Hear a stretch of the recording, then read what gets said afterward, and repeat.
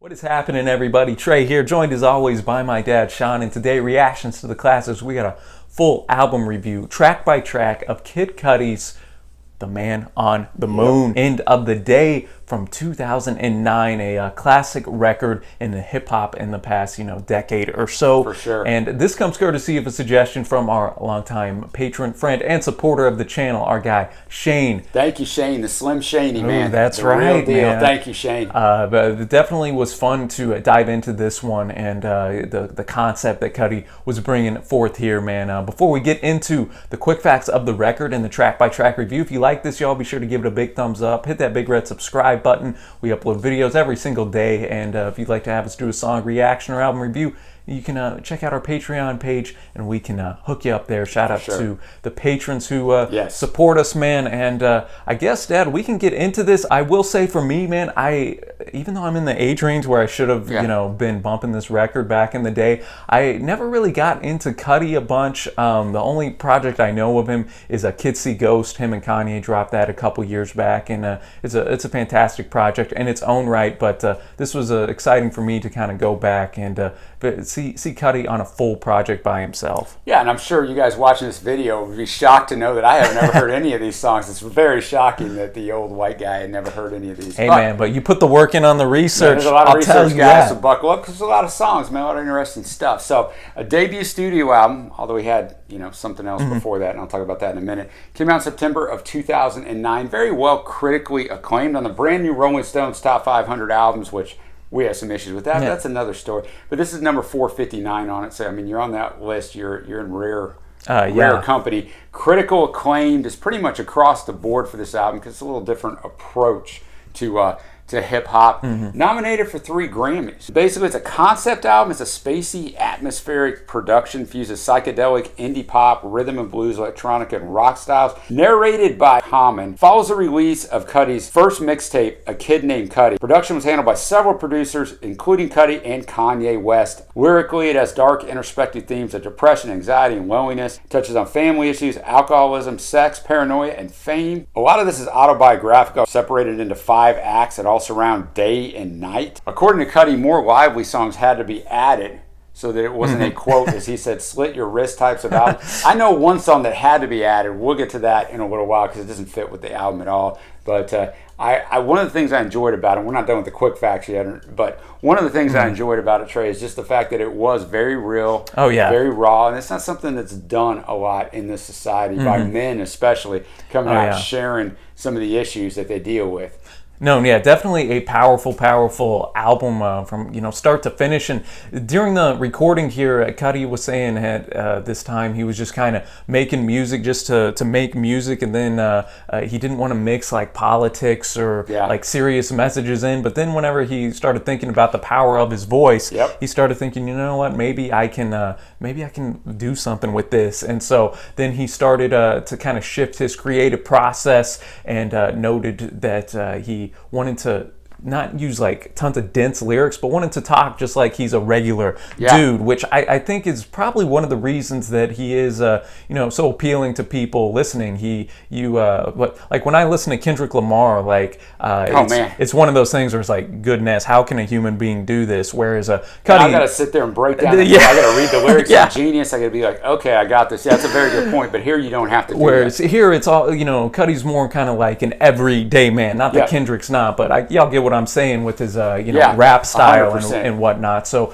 and then you mentioned kind of the success of A Day and Night, his most famous song probably ever. And around the time he was recording this, Drake actually wanted to jump on with Cudi and do a remix of this in 2007. Cudi declined because he didn't want to team up with somebody that was in his quote same creative realm. I thought that was like step up. Man. I like that right there. I enjoyed that he went with that too, and a lot of this deals as we're going to get to with dreams, nightmare, stuff like that. Interestingly enough, all the way back in 4th grade, Cudi said that he would dream of his own death, and that would ramp up after, unfortunately, the death of his father, and that inspired a lot of this record. It did, for sure. Prior to the album being picked up by Universal Motown and Good Music, he had previously worked with mentor and fellow rapper Kanye West in 2008 record 808s and Heartbreak, co-writing 4 of the hits for he said, he did go on to say that without that success, he would have never had this album. So he very much credits Kanye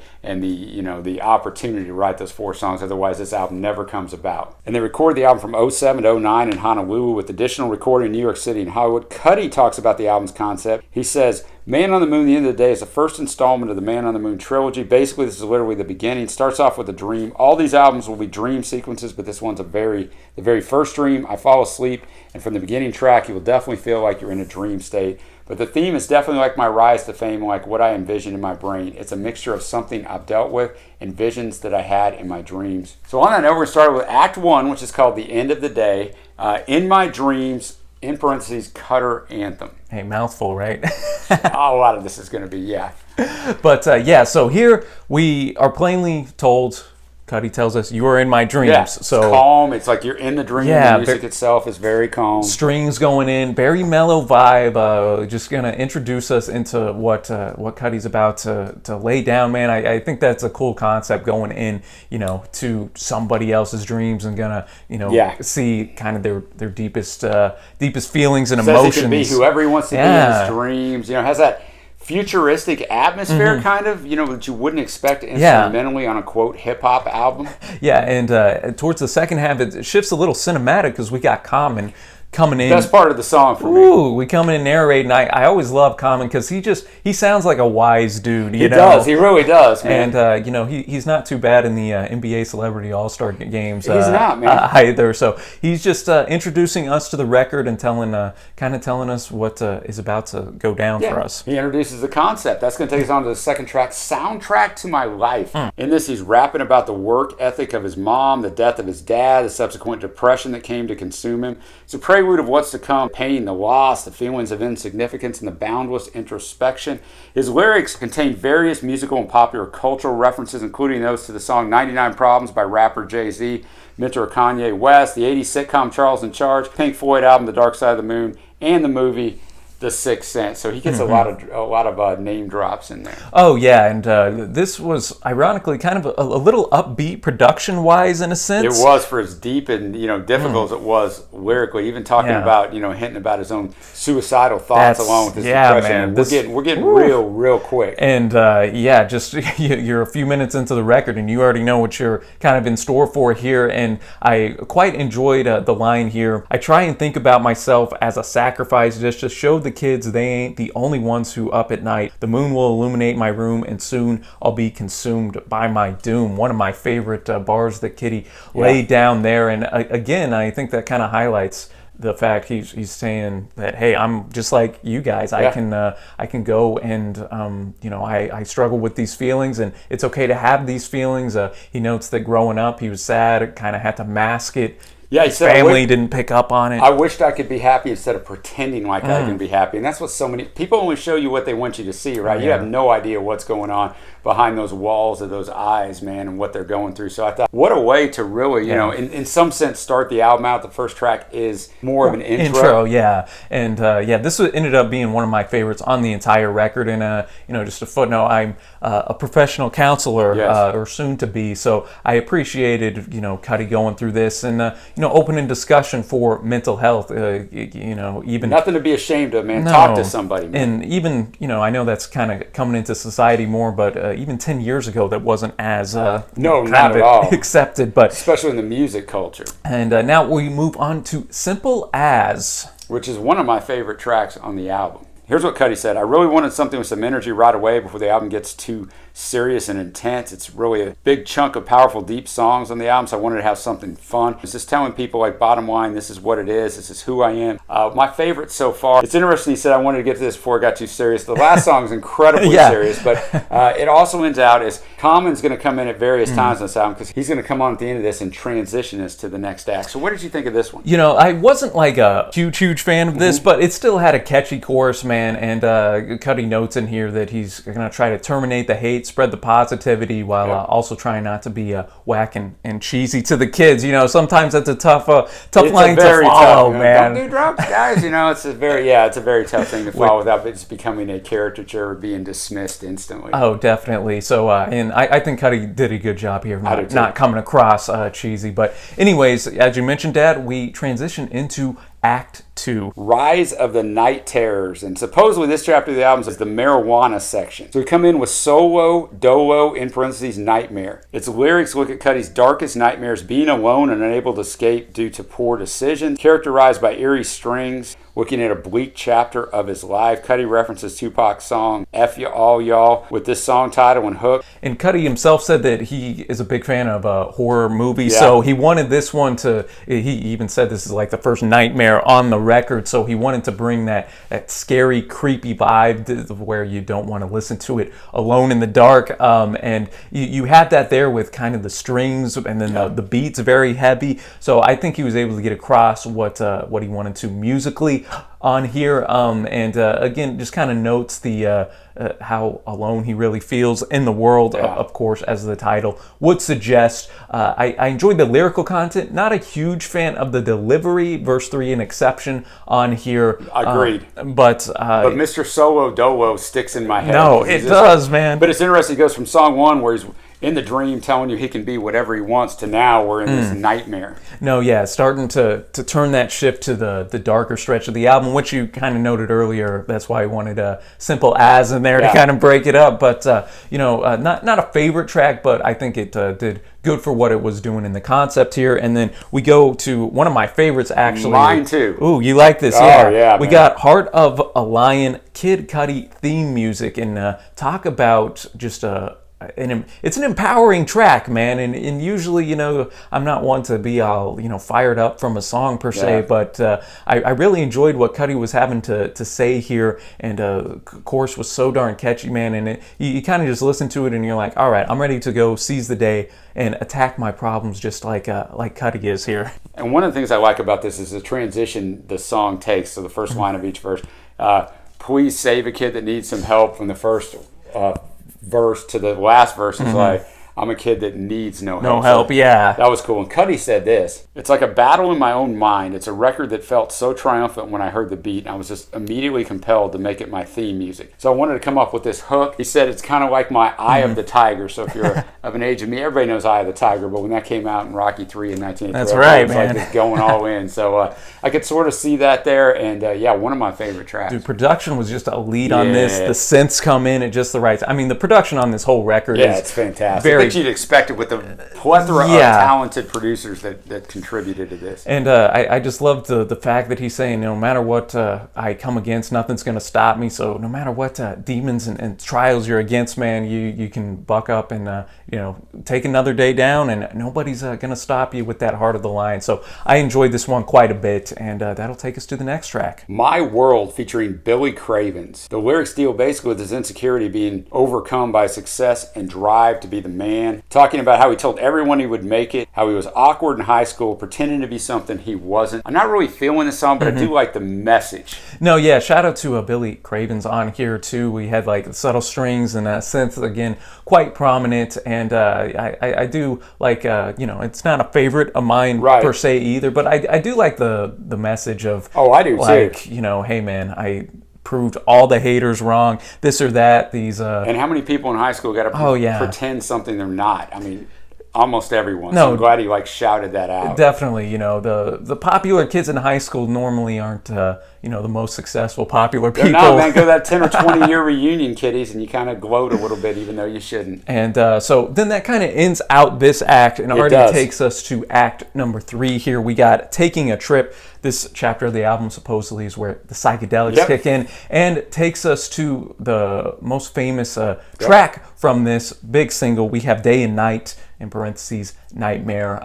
Even though I wasn't, a big Cudi fan back in, I started high school in 2010, you couldn't escape this song around that time. The iconic just opening, it just sticks in your head, and it's one of those, it like right away whenever you hear it. And this is the album's turning point, where it transitions from the theme of loneliness to vitality. It was included on that breakout mixtape, A Kid Named Cudi, in 2008. Also served as the lead single of this album, number 3 in the U.S. and a hit all over the world. As a young man, Cudi moved from his hometown town of Cleveland to New York City to pursue a music career. Upon his arrival, he stayed with his uncle. His uncle later kicked him out, which subsequently led to him writing this song. He said, "My uncle that I lived with passed in 2006. We're actually beefing because he forced me out of the house, so I was bitter. I never apologized for it, and that kills me. That's why I wrote this song. If he wasn't there to let me stay within the first few months, there'd be no Kid Cudi. It effed me up watching him go, but it was like, I have to fulfill this destiny now." And he noted that the lonely stoner in this track is him himself. He was saying he would go and listen to Rat-a-tat for a while, then go to ODOT's, one of his big buddies' rooms. They would kind of, bounce ideas back and forth. He'd go back to his room, smoke. It would be all dark in there, get some rhymes written, and that's, and this song really does kind of transport you to just that almost like dark, druggy type almost of... a space, the space-like environment. I wrote that down. It's like a space-like environment. Well, and I guess that brings up a good point. Like this is one of those records where like the album cover really fits kind of the sounds and themes. I think the album cover is so cool and uniquely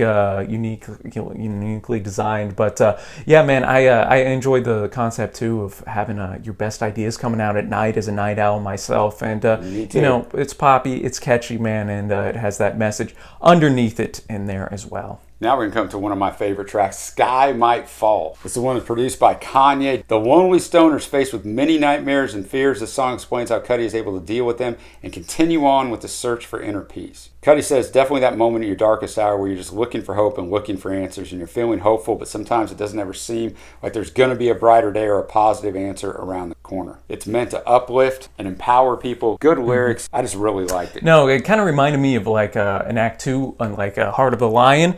Kind of had that same positive message bent toward it, and I think here the highlight for me is that chorus and that bridge. It's just a big vibe, man. You really just can kind of zone into what Cudi's saying, and the production here by really showcases how talented Kanye exactly. and Cudi are coming up with these beats, man, and very, very standout for that regard. And then that takes us to kind of a song that's a little disco inspired. It is Intergalactic, in parentheses, Love Connection, Part 1. It's inspired by when Cudi and a female friend ate shrooms, trade, and listened to music by the Postal Service together. And Common comes in at the end to take us to Act 4. For me, this song was just too poppy. Yeah, this is kind of a track I could see like a young Childish Gambino on in that camp era. This seems like one that might have been thrown on towards the end as well. Yeah, no, it is definitely very pop-centric, man. I actually liked it, I think, a little more than you, which is ironic because normally I'm not a huge fan of the poppy, type of production. But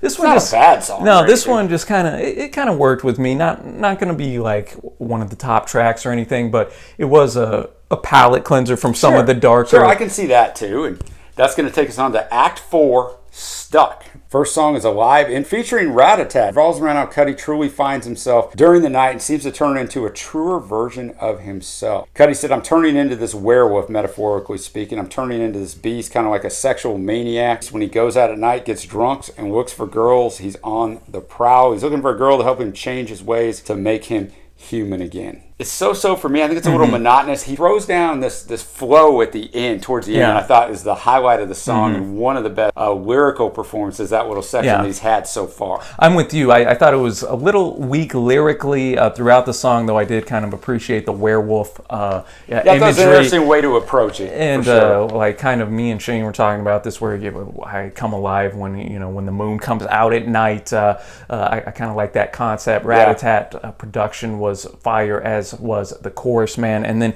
that takes us to one of my favorite tracks on here. Mine too. That's crazy. Really? There we go. We got Cudi's Own, and here probably the best just bar for bar rapping that Cudi has. I agree. Really loved his flow on the first verse especially, and he noted he had the first verse down and didn't even want to come up with the second verse because he was like, man, this first verse is so darn good that it's going to be tough. I can't live up to it. That's exactly right. But he was bringing the fire out here, man, and I I kind of wish at points he brought this vocal delivery on some of these I do too. tracks that I wasn't, as big a fan of his, rapping on. But all that to say, man, very strong tune. And he just said it's about the moment when you're at peace, when you're stoned, and you're in your place, and everything's just perfect. It's beyond words. That's going to bring us to Make Her Say, featuring Kanye, who also produced the song. In Common. It was written by all three artists. It was supposed to be called I Poke Her Face, but the record company's like, you can't do that. It's the second single. They were sitting around. They heard the Gaga song Poker Face, which it samples. And later on, Cudi went out on tour with Gaga until it didn't end too well and he was thrown off the tour. And that's a whole nother story. It's a he said, she said thing. But samples that, and he had said... And it samples the acoustic version of that, which is kind of cool. Which, because he heard the song and said to Kanye and Common when they were sitting around, hey man, somebody really needs to do a hip-hop version, sample this. And Kanye said, you know what, I heard an acoustic version, he played that, and all of this comes together. I am not a fan of this song at all, and I'll tell you why. I don't think it fits on this album at all. It doesn't. So if you're going to go through all the work of having a concept album, like there's a lot of albums, we listen to tons of albums, there's some that have a, quote, loose concept. This has a true concept. I mean, you're bringing Common in here and dividing it into 5 acts and doing all this. And this song just doesn't fit at all in it. So it doesn't really need to be here. It's not a bad song, but it just really kind of makes the concept go off the rails. Kind of left field. Yeah. No, I'd agree with that, which, and I think this maybe would have been better served either on another record or just released as a single by itself. Just pop it off, man. It does have some great one-liners in here. Oh, my goodness, dude. I love Kanye's verse. This is kind of, for me, Kanye's about to release My Beautiful Dark Twisted Fantasy, kind of going in with that persona, just that confidence in there that you can't be matched. He's got a line in here. I got seniority with the sororities, so that explains why I love college. Getting brain in the library because I love knowledge. I just thought that was one of the best lines on the entire record. If you don't know what that means, go look it up because we ain't going to tell you. But yeah, that was Kanye. That was fantastic, and I'm with you. Thematically, didn't fit, even though it was a good song. But anyways, man, shout out to Gaga's sampling in here as well. Definitely, and that's going to take us already to the 13th track. Pursuit of Happiness, once again in parentheses, Nightmare. This one features MGMT and Rat-a-tat, who actually produces the third single. It's a return to self-examination from the perspective of an addict looking for their next hit. Cudi understands that happiness of each addiction is only temporary and ultimately unsatisfactory, yet he can't manage to break free of the cycle that always seems to end in failure. Line in the song several times is, everything that shine ain't always gonna be gold. So I really enjoyed this one. I enjoyed the fact that all of us who struggle with what, it doesn't have to be drug use, it can be some sort of sin, some sort of pull, some sort of whatever, man. It has to be something horrible, but we want to break the cycle. We know it's bad, yet we find ourselves returning to it time and time again, even though we know how it's going to end up, and I really enjoyed that part of that honesty there. Oh, definitely. He notes, man, if I'll be good once I have that next hit type of thing. And I'm with you. That's what I wrote down in my notes. The vulnerability here that Cudi shows on this track, especially, and I mean, he's like this the whole record, but especially on this track, was notable. MGMT, great little mashup here. That's not something I would have kind of connected. No, me neither. I thought it had a bit of an 80s throwback sound, which is kind of in vogue right now with the synths going in. Really thought that it was just a solid tune that ended up being one of my favorites. Yeah, and there's a line in here actually towards the start of the song, maybe the very first line, I can't remember now, where he's talking about driving drunk. And so some people took that and really twisted it off, because that's what people do, man. They pull out a freaking line they don't understand. So I went and looked for some stuff. Here's what he said about that very line. So when I'm singing about driving drunk, you may remember that it was a nightmare. It was meant to be scary. The craziness, the fact that this person chooses to look for happiness in substances, and that's scary. That's a terrible combination. That's a terrible way to go about things. So he was absolutely not saying, oh, glorifying out here driving drunk. He's telling you it's a freaking nightmare. So those people that spoke out against this, which is so prevalent nowadays, especially, let alone back then, you don't even know what you're talking about. So that's not how he meant it. So now we're finally going to go to the last act. Act 5, A New Beginning. And we start this act off with Higher, featuring Chip the Ripper, who Shane, who we're doing this review for, has on our live streams that we do on Friday nights over on Twitch, has requested a few of these. Cleveland-based rapper, where, we didn't mention this, Cudi's from, and Shane is from, man. Shout out to Cleveland. And this really is almost like a Chip the Ripper showcase song, because he's on the chorus. It's got that weed-soaked R&B laid-back beat, man, where this is one you just kind of, you don't even have to be beyond drugs, man. You're just there, you're vibing with it, man, and I enjoyed it for what it was. Yeah, and I mean, that's pretty much what Cudi said about it. So, yeah, I liked it fine. It wasn't one of my favorites. That's going to take us to the last song, Up, Up, and Away. Basically a drug escape anthem on which Cudi sets his sights on the, quote, happy thoughts that allow him to fly like Peter Pan. He is perfectly at peace and content to, quote, move along a bit higher in an effort to further elude the troubling thoughts that race through his mind. He just said it just concludes everything. It's happy, it's uplifting, it just brings such a great energy. It's the wake and bake song. That's what he called it. He said you wake up, smoke the blunt, you're feeling good, tackle your day. No, man, this is one that just instantly puts you in a better mood. Definitely the most upbeat song on this record, man. For sure, because he basically said, he comes to the realization here at the end of it, I don't have to pretend to be because you're going to judge me however you want to judge me, so I'm just going to be who I'm going to be. Yeah. And I really like that message. I'm not telling you should wake up every morning and smoke a joint, but I'm saying he just figured out, like, chasing the approval of others is always a hollow path, man. It's never going to work out. They may like you now as long as you're doing exactly what they want you to do, but the second you don't, that's it. So there's no point in chasing that. Oh, I couldn't say it any better. I had those same notes down you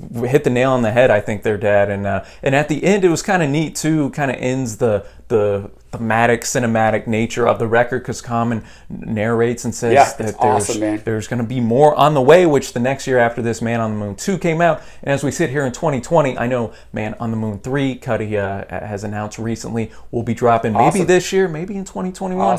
I don't know, but kind of cool to continue that story from album to album. We'll definitely have to check out Man on the Moon 2. But that'll take us, Dad, to our favorite tracks of this record. You want to start us off? I'll start. Yeah, I got Cudi's own Pursuit of Happiness, Up, Up, and Away, Sky Might Fall, Heart of a Lion, and Simple As. Yeah, I got Soundtrack to My Life. We'll go Cudi's own Heart of a Lion, Pursuit of Happiness, and of course, got to shout out the catchy Day and Night single as well, man. So a lot of solid tunes on here, a lot of good tunes on a 15-track album, man. And that'll take us now to our overall score of the record. And you want me to start? You want to go? I'll go. You hit the nail on the head. You just said something in passing there. 15 tracks. So 15 tracks are tough to get an album a super high score. One of the albums we did on the channel, The College Dropout with Kanye, is an exception to that rule. I enjoyed this. I thought it sounded awfully poppy at times, which kind of surprised me, but I can see why its mainstream appeal is greater because of that. But I really did enjoy it. I thought a few songs, as we talked about, and I already mentioned, I'm going to beat it to death, don't really fit with the theme, but I get it. You know, he did say, as I mentioned at the start, it sounded at first like a slit-your-wrist type of album because it's so dark. So sometimes you want to pop things in there and got to ease the... kind of got to bring it up, have the palate cleanser, as you like to say. So for me, I'm going to give it a 7.75, which is pretty high grade for 15 songs. No, man, I'm going to be right in that same area as you, Dad. I thought you bring up a lot of great points here. Positives, the production on here I thought was fantastic. Yeah, and let me jump in on that real quick because I meant to mention it. One of the things about the hip-hop community, they're by far the most collaborative community of any genre. And in that, there's a huge positive that because of what you just mentioned, the production. So on this album, there was at least 8 producers that I counted, and there might have been more. And in that, the beauty of that is if you don't like a particular track, because you don't like the production in it or the arrangement, don't worry, because another track's going to be produced by somebody totally different. Whereas we've reviewed plenty of albums where in the whole album we're like, boy, a real down part of this is a production and arrangement. If that was just better, this would be better. So in the hip-hop world, I think it's great that a lot of the songs will sound different just from the plain fact that they're produced and arranged. So didn't mean to jump in. No, I think that's a great point. And that highlights what a good team that Cudi was able to put around him. Yeah, very important. Just the heavy hitters going in from the synth-based sounds that I quite enjoy to the darker strings or at different times. You mentioned, Dad, the spacey atmosphere that is in here in a lot of the tracks. I enjoyed the lyrical content, what Cudi had to say, even if all the time I didn't think he hit it delivery, rapping wise. Right, I was the same way with you on that. I think you're 100% right on that. And courage to bring up the stuff he brought up. No, exactly. Which, I mean, we got to remember too. This is his first, debut studio record. So he's still finding himself as a rapper. Which, as the decade went on, he continued to find himself up to, kind of peaking. I think with Kids See Ghosts, but and sitting in a room staring across at the board where Kanye West is sitting there. So that's a good point. It's a little intimidating. Yeah, be like, oh man, I've worked with with Kanye and Jay-Z. This is, but I'm going to be at an 8.0 on this for me, just for the concept, the theme. I can see this growing on me, and oddly enough, even though I wasn't spinning this back in the day, it does kind of give that nostalgia for me back to my early high school years. Getting so old, Trey. What's going on, man? Come on. But anyways, man, let us know what y'all think of this record down below. I want to shout out Shane again for bringing this to us. And, thanks a lot, Shane. And guys, we're gonna have every Tuesday now on our channel is Hip Hop Tuesday, so we're gonna have a ton more song reactions and also album reviews, man. So give us some suggestions below. Definitely. And as always, I'd appreciate the research. I know this was a lot to go through. I really wanted to understand it. So it's good, man. And until next time, y'all, thanks for watching. Happy listening, and we will see you.